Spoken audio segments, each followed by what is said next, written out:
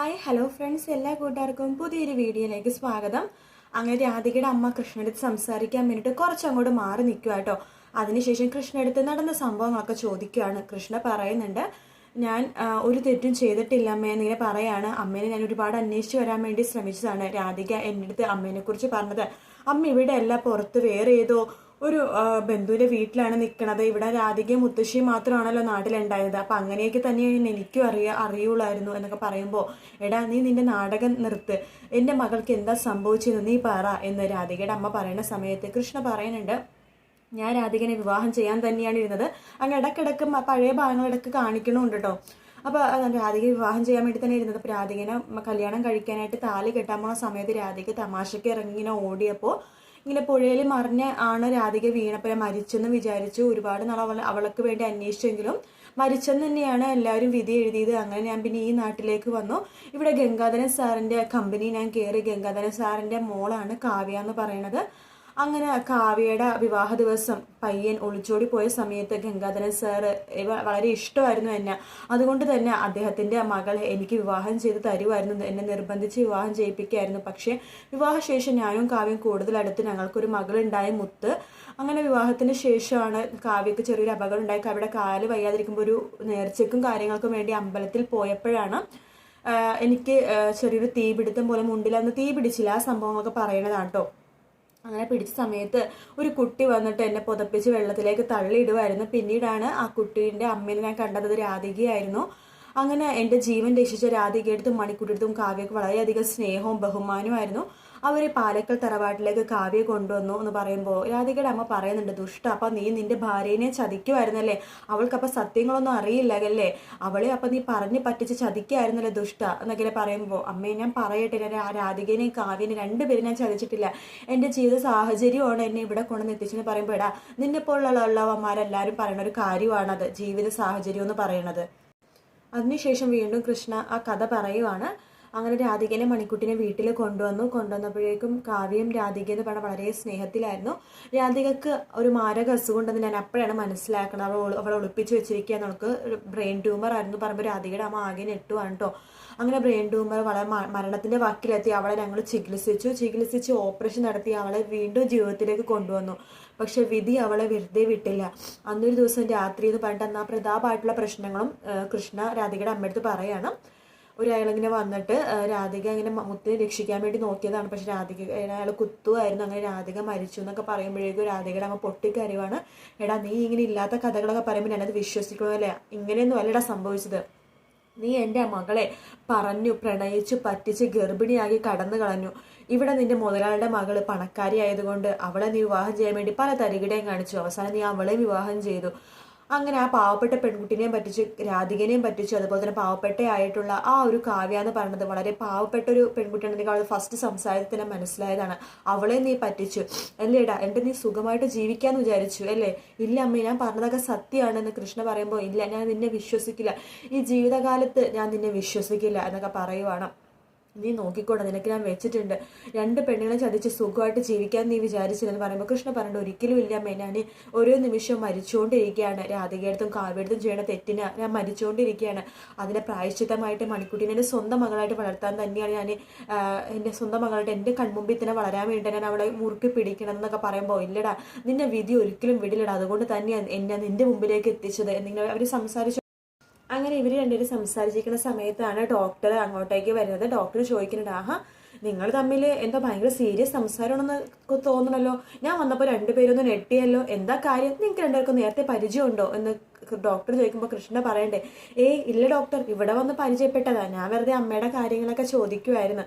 ആ സമയത്ത് ഡോക്ടർ ശരി എന്നാൽ ശരി ഡോക്ടർ എന്ന് പറഞ്ഞിട്ട് രാധികയുടെ അമ്മ അങ്ങോട്ട് പോവാണ്. കൃഷ്ണയും പുറകെ പോകുന്നുണ്ട്. ഡോക്ടർ മനസ്സിലിങ്ങനെ വിചാരിക്കുകയാണ്, എന്തോ പന്തികേടുണ്ടല്ലോ, ഈ അമ്മക്ക് നേരത്തെ ഇയാളെ പരിചയമുണ്ട്, അത് ഉറപ്പാണ് എന്നൊക്കെ ഡോക്ടർ മനസ്സിലാക്കും. അതിനുശേഷം കാണിക്കുന്നത് നിധേനയാണ്. നിധയെ മണിക്കുട്ടി ഇങ്ങനെ ഇരിക്കുന്ന സമയത്ത് മണിക്കുട്ടി മനസ്സിലിങ്ങനെ വിചാരിക്കുകയാണ്, ഈശ്വര എൻ്റെ അമ്മ നഷ്ടപ്പെട്ടതിന് ശേഷം എൻ്റെ അമ്മയുടെ പോലത്തെ സ്നേഹമാണല്ലോ ഈ ആൻറ്റി എനിക്ക് തരണത്. എനിക്ക് എൻ്റെ അമ്മ ഇരിക്കണ പോലെ തോന്നുന്നു, എൻ്റെ അമ്മ അടുത്തിരിക്കണ പോലെ എനിക്ക് തോന്നുവാണല്ലോ ഈശ്വര, എന്താ ഇങ്ങനെയൊക്കെ എന്ന മണിക്കുട്ടി ഇങ്ങനെ വിചാരിക്കുകയാണ്. ആ സമയത്ത് നിധ ചോദിക്കുന്നുണ്ട്, എന്താ മോളെ നീ എന്താ ആലോചിച്ചുകൊണ്ടിരിക്കണേന്ന് ചോദിക്കുമ്പോൾ, ഒന്നുമില്ല അമ്മേ, എന്താ അമ്മയടുത്ത് പറ. അല്ല മോളെ, നീ കുറേ നേരമായി നീ എന്നെ ഇതുമായിട്ട് അമ്മേ എന്ന് വിളിച്ചില്ലല്ലോ എന്ന് പറയുമ്പോൾ അത് എന്ന് മണിക്കുട്ടി പറയുമ്പോൾ, മോളെ എന്നെ അമ്മേന്നൊന്ന് വിളിച്ചെന്ന് പറയുമ്പോൾ മണിക്കുട്ടി അമ്മേ എന്ന് വിളിക്കുന്നുണ്ട്. എൻ്റെ അമ്മേ എന്നൊന്ന് വിളിക്കാൻ പറയും. അങ്ങനെ മണിക്കുട്ടി എൻ്റെ അമ്മേ എന്ന് വിളിക്കുമ്പോൾ നിത പെട്ടെന്ന് തന്നെ മണിക്കുട്ടിനെ കുറേ ഉമ്മകൾ കൊടുക്കുവാണ്. ഇതെല്ലാം കണ്ടുകൊണ്ട് അമലും ഡോക്ടറും തൊട്ട് പിന്നിൽ നിൽക്കുന്നുണ്ട്. അമലിന് ആകെ ടെൻഷനാവാണ്ടോ, കാരണം മണിക്കുട്ടി പോയി കഴിഞ്ഞാൽ നിത എന്തായിരിക്കും പ്രതികരിക്കണം എന്നറിയാണ്ട് വളരെയധികം വിഷമിച്ചിരിക്കുന്ന സമയത്ത് ഡോക്ടർ പറയുന്നുണ്ട്, നമുക്ക് നോക്കാം, എന്തായാലും നമുക്ക് എന്താ നോക്കാം, ഇപ്പം നിത എന്തായാലും സന്തോഷത്തോടെ ഇരിക്കില്ല, അവൾ അങ്ങനെ തന്നെ ഇരിക്കട്ടെ എന്ന് പറയുവാണ്.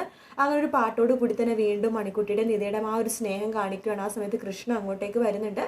കൃഷ്ണ നോക്കുമ്പോൾ നിതയും മണിക്കുട്ടിയും ഭയങ്കര സ്നേഹത്തിലാണ്, ഭയങ്കര കളിച്ച് ചിരിച്ചൊക്കെ ഇരിക്കുകയാണ്. ആ സമയത്ത് കൃഷ്ണ മനസ്സിലിങ്ങനെ വിചാരിക്കുവാണ്, ഈശ്വര, അമ്മ നഷ്ടപ്പെട്ട മണിക്കുട്ടി നിതയുടെ സ്നേഹത്തിന് മുമ്പിൽ വീഴുമെന്നാണ് തോന്നുന്നത്. ഈശ്വര, എൻ്റെ മോളുടെ സ്നേഹം എനിക്ക് നഷ്ടപ്പെടുമോ, എൻ്റെ മോളെ എനിക്ക് നഷ്ടപ്പെടുമോ എന്നൊക്കെ ആലോചിച്ച് കൃഷ്ണ ആകെ ടെൻഷൻ അടിച്ച് നിൽക്കുകയാണ്. ആ സമയത്ത് ഡോക്ടറും അമ്മനും കൂടി കൃഷ്ണയുടെ മുഖത്ത് നോക്കുമ്പോൾ കൃഷ്ണ ആകെ ടെൻഷൻ അടിച്ചിങ്ങനെ നിൽക്കണ പോലെ തോന്നും കേട്ടോ അവർക്കും. അങ്ങനെ കൃഷ്ണ മണിക്കുട്ടിനെ നോക്കുമ്പോൾ മണിക്കുട്ടി നിധേനെ കെട്ടിപ്പിടിച്ചൊക്കെ ഇരിക്കേണ്ടത്. നിധ അങ്ങനെ തന്നെയാണ്. ശരിക്കും പറഞ്ഞാൽ അമ്മ മകൾ എങ്ങനെയായിരിക്കും അതുപോലെ തന്നെ രണ്ടുപേരും കൂടി അവിടെ അങ്ങനെ നിൽക്കുന്നതാട്ടോ കുറച്ച് നേരത്തേക്ക് പിന്നെ കാണിക്കണത്. അതിനുശേഷം കാണിക്കുന്നത് മുത്തിനെയാണ്. മുത്ത് അങ്ങോട്ടും ഇങ്ങോട്ടും നടന്നുകൊണ്ടിരിക്കുകയാണ് വാച്ച് നോക്കിക്കൊണ്ട്. ആ സമയത്ത് നമ്മുടെ കാവ്യ വരുന്നുണ്ട്. കാവ്യ മനസ്സിലിങ്ങനെ വിചാരിക്കുകയാണ്, ഈശ്വര, രണ്ടുപേരും രക്തബന്ധമല്ല, രക്തബന്ധമുള്ള ഈ നാട്ടിലെ ചേട്ടനും അനിയനും ചേച്ചി അനിയത്തിയൊക്കെ ഒരു തരി മണ്ണിന് വേണ്ടി തമ്മിലടിക്കുമ്പോൾ രക്തബന്ധം പോലില്ലാത്ത പരിചയം പോലില്ലാത്ത രണ്ട് പേര് ചേച്ചി അനിയത്തിനെ പോലെ സ്നേഹിക്കുന്നു. എൻ്റെ മുത്തും മണിക്കുട്ടി. ഈശ്വര, ഇവർ തമ്മിലുള്ള സ്നേഹം മറ്റുള്ളവർ കണ്ടു പഠിക്കണം എങ്ങനെയാണെന്ന് എന്നൊക്കെ മനസ്സിൽ വിചാരിക്കേണ്ട കാവ്യ. ആ സമയത്ത് കാവ്യ മുത്തിൻ്റെ അടുത്തേക്ക് പോകുന്നുണ്ട്. മുത്തേ, എന്തു പറ്റി, എന്താ വല്ലാത്ത ടെൻഷൻ പോലെ എന്ന് ചോദിക്കുമ്പോൾ മുത്ത് പറയുന്നുണ്ട്, അമ്മക്കറിയാലോ ഞാൻ ടെൻഷനിലിരിക്കുകയാണെന്ന്, പിന്നെ എന്തിനാ ഇങ്ങനത്തെ ചോദ്യം ചോദിക്കണത് എന്ന് നമ്മുടെ മുത്ത് പറയുന്ന സമയത്ത്, ഓ, ഞാൻ ചോദിച്ചെന്നേ ഉള്ളൂ, മണിക്കുട്ടി വരാത്ത എൻ്റെ ടെൻഷനാണല്ലേ, മണിക്കുട്ടി വരും മോളെ എന്ന് പറയുമ്പോൾ, ഇല്ല അമ്മേ, എനിക്കെന്തോ അവളില്ലാത്ത വല്ലാത്ത സങ്കടം പോലെ തോന്നുന്നു, അവളെ വല്ലാത്ത മിസ് ചെയ്യുന്നു അമ്മേ, അവളെ എനിക്ക് ഒരു സെക്കൻഡ് പോലും കാണാതിരിക്കാൻ പറ്റില്ല അമ്മേ, ഒരിക്കലും അവളെ എൻ്റെ അടുത്തുനിന്ന് പിരിച്ചു കൊണ്ടുപോകാനായിട്ട് സമ്മതിക്കരുത് കേട്ടോ ആരെ. ഇല്ല മോളെ, അവൾ മോളുടെ അടുത്തുനിന്ന് ആരുടെ അടുത്തേക്കും പോകില്ല എന്ന് പറയുമ്പോൾ, എല്ലാം എനിക്ക് വല്ലാത്ത ടെൻഷൻ തോന്നുന്നു, അവളെ വിട്ടയക്കണ്ടായിരുന്നു അമ്മ, അങ്ങോട്ട് പറഞ്ഞയക്കേണ്ടിയിരുന്നില്ല എന്ന് മുത്ത് പറയുമ്പോൾ കാവ്യ പറയണ്ട, മോളെ അങ്ങനെയൊന്നും പറയല്ലേ, ദേ നോക്ക്, അച്ഛൻ കൂടെ പോയിട്ടില്ലേ, മോൾക്ക് തോന്നണുണ്ടോ മോളുടെ അച്ഛൻ മണിക്കുട്ടിനെ അവിടെ നിർത്തിയിട്ട് ഒറ്റയ്ക്ക് ഇങ്ങോട്ട് വരുമെന്ന്? ഇല്ല, ഒരിക്കലും ഇല്ല. മണിക്കുട്ടിക്ക് നമ്മളെന്ന് വിട്ടിട്ട് എവിടെയും പോകാൻ പറ്റില്ല മോളെ, മണിക്കുട്ടി ഇപ്പം തന്നെ തിരിച്ചു വരും. പിന്നെ ആൻറ്റിയുടെ ഒന്ന് മയങ്ങിയിട്ടൊക്കെ വേണ്ടേ മണിക്കുട്ടിക്ക് ഇങ്ങോട്ട് വരാൻ വേണ്ടിയിട്ട്, അതുകൊണ്ടാന്ന് പറയുമ്പോൾ മുത്ത് പറയുന്നുണ്ട്, എന്താണെന്നറിയില്ല അമ്മേ, എനിക്ക് വല്ലാതെ പേടി പോലെ തോന്നുന്നു പറയുമ്പോൾ, ഇല്ലേ മോള് പേടിക്കൊന്നും വേണ്ട, എന്തായാലും മണിക്കുട്ടി അച്ഛൻ്റെ കൂടെ തന്നെ തിരിച്ചു വരും, ഞാൻ അമ്മയല്ലേ പറയണത് എന്ന് പറഞ്ഞിട്ട് നമ്മുടെ മുത്തിനെ നെഞ്ചോട് ചേർത്ത് കാവ്യ സമാധാനിപ്പിക്കുകയാണ്. പക്ഷെ കാവ്യയുടെ മനസ്സിലും ചെറിയൊരു ടെൻഷനും കാര്യങ്ങളും സമയം കഴിഞ്ഞു പോകും തോറും ഉണ്ട് കേട്ടോ. അതിനുശേഷം കാണിക്കുന്നത് വീണ്ടും കൃഷ്ണേനെയും രാധികയുടെ അമ്മേനെയാണ്.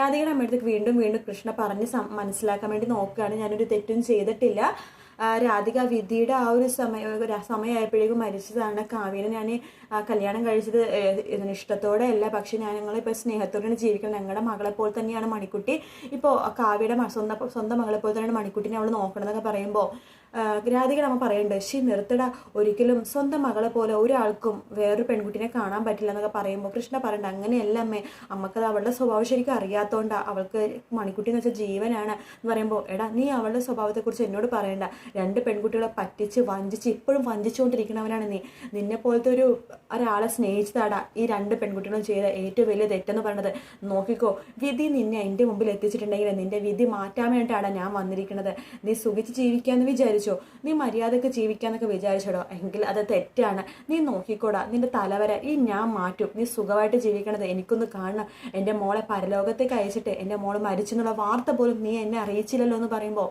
കൃഷ്ണ പറയണ്ട, നിന്റെ അമ്മേനെ അന്വേഷിച്ചാണ്, പക്ഷെ അമ്മേനെ കുറിച്ച് ഒരു വിവരം എനിക്ക് കിട്ടിയില്ല എന്ന് പറയുമ്പോൾ, വേണ്ട, നീ ഒന്നും പറയണ്ട, സ്വന്തം മകൾ അവസാനമായിട്ട് കാണാനുള്ള ഒരു ഭാഗ്യം പോലും നീ എനിക്ക് തന്നില്ലല്ലോടാ, അത്രയ്ക്കൊരു വൃത്തികെട്ട ഒരു ഒട്ടും കൊള്ളില്ലാത്തൊരു അമ്മയാക്കിയില്ലടാ നീ നോക്കിക്കോളാം, ഞാൻ ഇപ്പോൾ വിഷമിക്കണേ 100 ഇരട്ടി നീ വിഷമിക്കും, നോക്കിക്കോ എന്നൊക്കെ കൃഷ്ണ അടുത്ത് പറയണ ഒരു ഭാഗത്തോടു കൂടിയാണ് എപ്പിസോഡ് തീരുന്നത്. മറ്റൊരു വീഡിയോ ആയിട്ട് വീണ്ടും കാണാം. Take care, bye bye.